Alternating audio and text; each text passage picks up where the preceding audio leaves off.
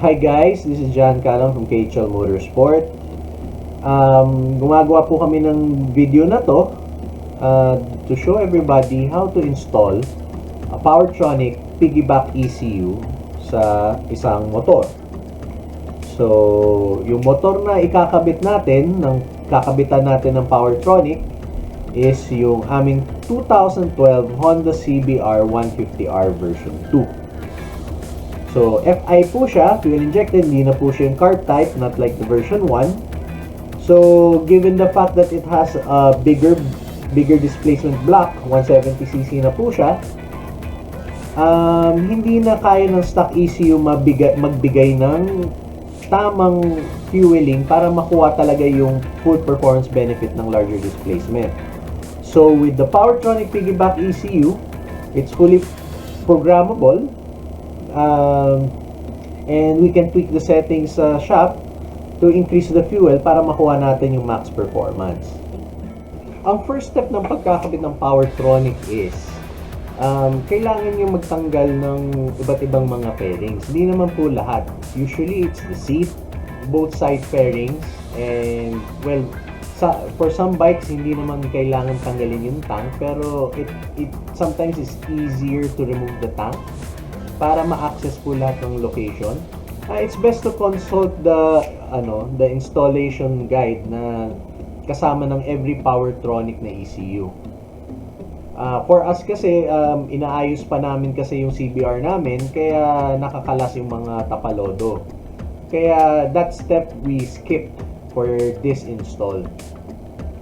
When you open the Powertronic box, may makikita po kayong several items. Initially, makikita nyo po yung harness.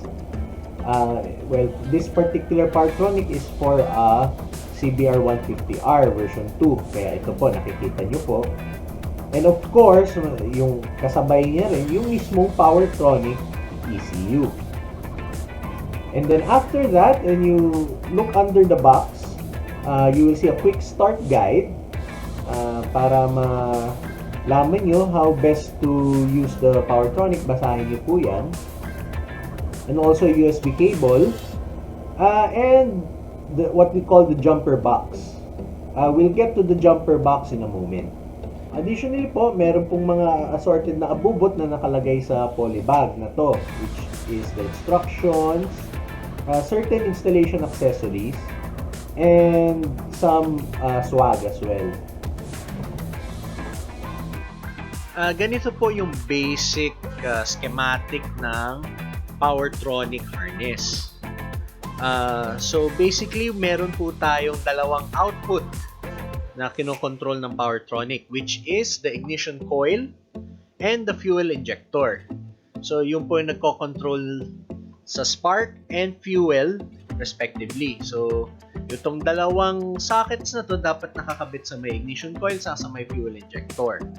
And of course, yung Powertronic also requires inputs such as yung input from the throttle position sensor or TPS and yung crank position sensor. Kaya kailangan rin ng Powertronic ng ground para dumaloy ang power sa kanya. And of course, there are also optional quick shifters na pwedeng ikabit sa Powertronic para magkaroon kayo ng quick shifter capability. And of course, yung map select switch na merong optional na accessory na handlebar mounted yung map select switch, or kung hindi ma-avail nyo yung map select switch na handlebar mounted, pwede nyo lang i-connect and disconnect yung socket na yan. So the first step of installation is hanapin po yung mga components na pagsasalpakan ng harness ng Powertronic. So the first component is yung ignition coil. So yung ignition coil ng particular na motor na to is nasa may bandang harap. So as you can see sa picture na to, na ikabit namin as per the instructions. So, mahalaga pong basahin yung instruction manual na kasama po with every Powertronic ECU purchase ninyo. So after that, hinanap na namin yung throttle body assembly. So without the tank, madali po siya i-access. For this particular bike, certain bikes hindi na po kailangan tanggalin yung tanke. So you can see on the throttle body assembly, makikita nyo po doon yung injectors. So madali lang isalpak yung Powertronic harness doon sa may injectors banda. Hindi na namin pinakita. And then, the next one is yung throttle position sensor. So, gagamitan lang natin ng quick tap as per instructions. So, there's a particular color of wire that you have to trace sa may socket sa baba. Because that socket sa baba is for the TPS. So, that certain color of wire, ikakabitan lang natin ng quick tap, as you can see, and then, okay na siya. Afterward, it is the crank position sensor naman. Crank position sensor is sa may engine sprocket banda nakakabit for this bike. Other bikes could be in other location. So again, pakibasa po ang instructions. After that, another quick tap on the proper wire as per instructions, and okay na rin po siya. After that is ground. Any body ground or irekta nyo na sa negative terminal ng battery, it's okay. Gagana na po siya. Okay na yan. And then of course, next naman, ilalatag nyo ng maayos. Considering na ibabalik nyo ulit yung mga tapalodo niya, yung mga fairings niya.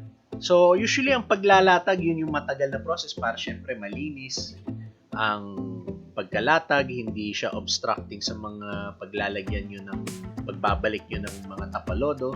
And then, but before final assembly, we usually test it kung aandar pa yung motor given na linagyan natin ng harness ng Powertronic.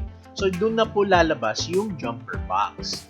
So, ikakabit po natin muna yung jumper box sa harness on the ECU side of the harness. Instead of the Powertronic muna, we use the jumper box. Yun, susubukan na natin i-start.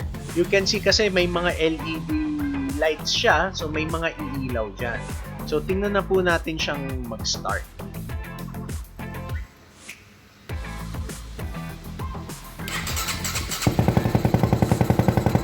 Umiilaw, Cleo. So as you can see sa video, yung mga ilaw na nakikita nyo umiilaw, that's normal for a successful installation of the harness. So after that, pwede nyo nang i-finalize yung pagkukumpuni ng motor, and you can start the bike now using the Powertronic. So guys, yan po yung video natin regarding sa pagkakabit ng Powertronic piggyback ECU sa aming project bike. So, as you can see, hindi naman siya mahirap gawin. Kayang i-DIY yan ng ordinaryong mamamayan. Hindi nyo naman kailangan ng ekspertong mekaniko para maikabit siya sa inyong mga motor. We sell the Powertronic piggyback ECU at our shop. Please check out our Facebook page. It's fb.com/kuholgaragemoto for the products and services that we offer sa shop patungkol sa mga motor. For the next video, hopefully may mga magaganda tayong update tungkol sa CBR 150R namin. Hopefully ready to ride na siya. May marami pa kaming kailangan tapusin bago siya maging fit and ready for a long ride. With that said, dito po tayo nagtatapos. I hope na kayo pong nanonood ay safe kasi hindi pa tayo nakakatawid sa pandemic na to. God bless po sa inyong lahat. Wag po kayong masyadong atat lumabas. And sana po magkita-kita po tayong lahat na healthy, safe, and magkakasama pa rin tayo ng ating mga pamilya. So, thank you guys. God bless. Hope to see you on the next video. Take care.